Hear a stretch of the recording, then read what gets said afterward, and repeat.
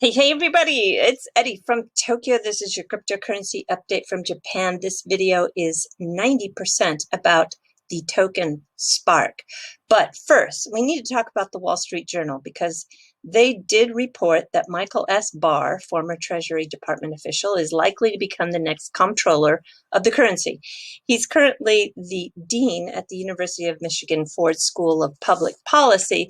But let me tell you that Politico was the first to report that Barr was under consideration alongside the law professor Mirza Baradaran. Now, she is at the University of California, Irvine School of Law, and she's also the author of two very interesting books, one of which is titled How the Other Half Banks, and second, The Color of Money, Black Banks and the Racial Wealth Gap. So I don't know, the buzz is big around this pick, and that is because back in 2015, Barr joined the Ripple advisory board. But according to CoinDesk, a spokesperson for the company, Ripple, confirmed that he was no longer a member. Now, he's had a very wide variety of advisory roles. The Bill and Melinda Gates Foundation, FinTech Advisory Council, the FDIC, JP Morgan Chase Institute, the Lending Club, and at least 10 others. Now, I think he'd be a very interesting pick for sure, but we're just going to have to wait and see. Okay, the reason why I am doing this video is because Mickey B. Fresh just uploaded his very first video on Flare Networks, breaking down the Spark token. And the second thing I want to also cover is that he is going to be my guest Saturday, Tokyo time. So I'll be uploading that video that we'll do together Friday night late in terms of the US time zone. And then the third thing is Flare Networks has nothing to do with JP Morgan Chase Flare program. Just so you know, I heard there's a lot of confusion out there.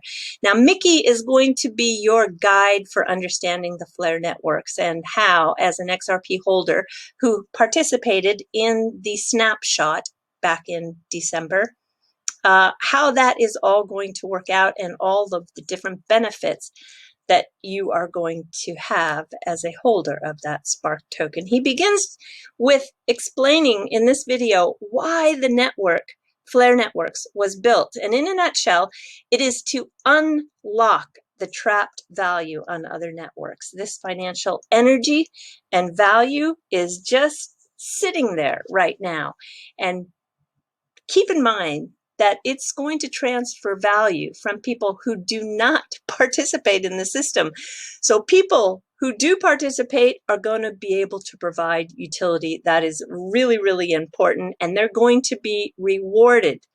The reason why is there's going to be this scale of the scaling of the network for enterprise use, and there needs to be accurate Oracle data, and that is very, very important. Therefore, there is an economic incentive for those who participate. And as Mickey says, this dormant capital is really what is going to be unleashed with the utility of this network. The first thing is you are going to realize after you listen to this that there are many components and functionality. You can mint FXRP for smart contracts. It's very much like Ethereum does because it also utilizes the Ethereum virtual machine. It's backed with that Spark token, and the token that the XRP holders will receive, it says Q1 or Q2, that's when we'll be able to go claim it. You have till the 11th of June to make that claim. And it probably is going to happen in Q2, but the ticker on that token is FLR, and it is the Spark token, or sometimes referred to as Flare, as Mickey calls it in this video. So, but just know that right now on Poloniex and Bitrue, they are trading just an IOU.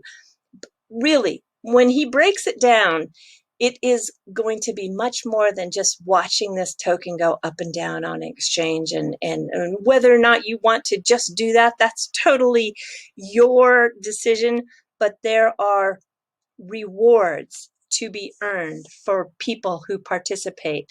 Flare or Spark on that network launch is going to mean that you are participating as a citizen of the network. That's really, really important because it comes with a governance vote, which is at no risk to your token.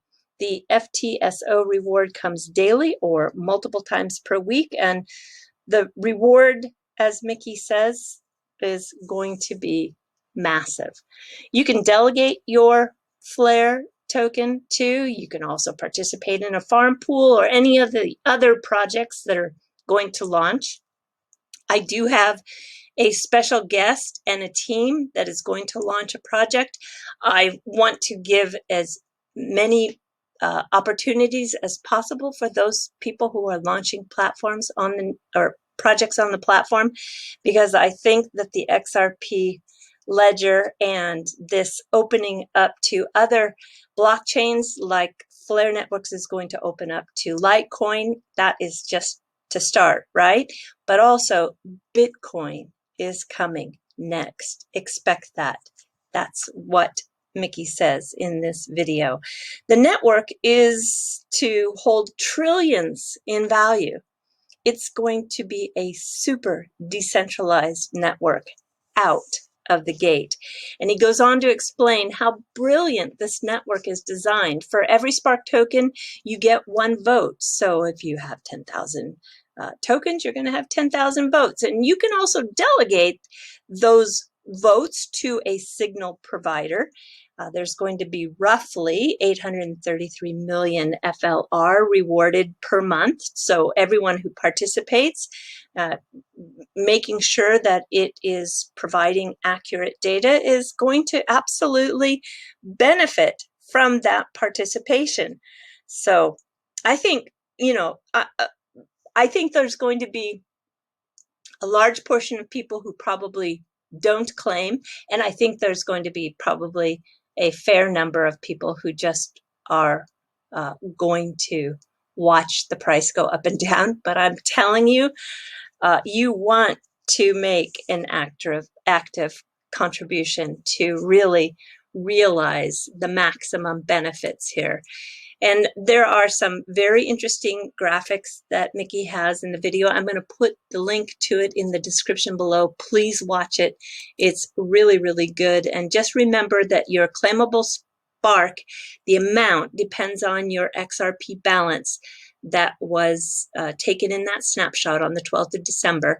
And as long as you set that up properly in the right location, you're going to have then, once everything goes live, until the 11th of June to make that claim. And at the end of the claim period, all unclaimed Spark tokens will be burned. So for all those additional details, please go to the blog post on the flare.xyz. Yeah, I'm not your best person to ask. I mean, Mickey's going to be really the go-to guy. And then if you go to flare.xyz, click on this menu bar in the top right, and you can see the active link for blog. I think if you get on this website, I would think that you're going to get your questions answered. And then this morning, wow, I was up at 5 a.m. Can you believe that? That's pretty rare for me, especially since I went to sleep after midnight. But I have a big day today. I had a big morning. I also participated in the XRP meetup that took place in New York City. I want to thank everybody who put that together, and it was fun. I hope I can do more. So boy, if you are one of those good organizers and you like to do this, I am sure that a lot of the people in the community would be appreciative of it. I really, it was good. It was fun. And thank you so much again to everyone who made that happen. And then today, my fluff is maybe a little lame, because after that meetup in New York, well, actually, I prepared for this video when I first got up at 5 in the morning, because the upload from Mickey Be Fresh appeared, and then the meetup, and then I had a conference call, and you know, it's just the time is going, and this is my evening to meet my friend who works for Tokyo Star Bank, and he has big news because Tokyo Star Bank is closing down half of its branches in Tokyo. Can you believe that? 50%. So they have 30 branches, 15 will be closed by the end of this year. He was actually offered an early retirement, and he's young. He's a lot younger than I am. He is just 42, I think, and he was offered an early retirement package. So this is, I think, definitely not just what's going to happen in Japan. I think this is going to happen everywhere. So this fluff is very short and interesting, I still think, nonetheless, because there is a new limited edition curry pack. Now, I want to explain to you something that I think is really interesting, and that is when the British first came to Japan in the turn of the century, or actually late 1800s, they had a tradition to eat curry on their ship every Friday. I don't know if you're even British if you know that, and I don't even know if the British still do it, but the Japanese were so impressed by that that they still do it today. All of the Navy, I guess you call them soldiers? No, what do you call them? The Navy Kaigun.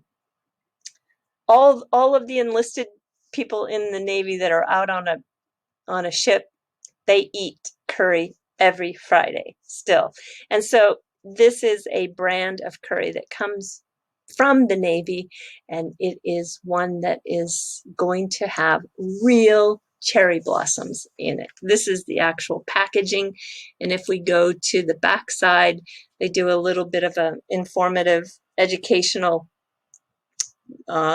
identification of the different species of cherry trees, and I can't wait to show you the picture.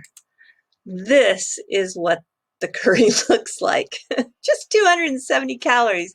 Not bad on its own. It comes in a pack that you can boil, so you just drop it in boiling water for 2-3 minutes, and voila, you have instant curry. All those packs, by the way, are very, very yummy. They're high quality, even though you just drop them in water and boil them. The boil packs really are popular.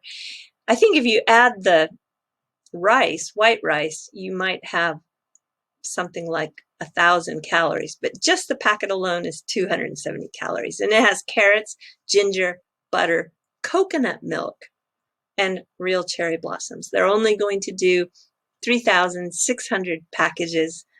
I don't know how hard it is to find, probably very difficult considering that it is such a limited amount. It's probably going to be available in the stores near Yokosuka.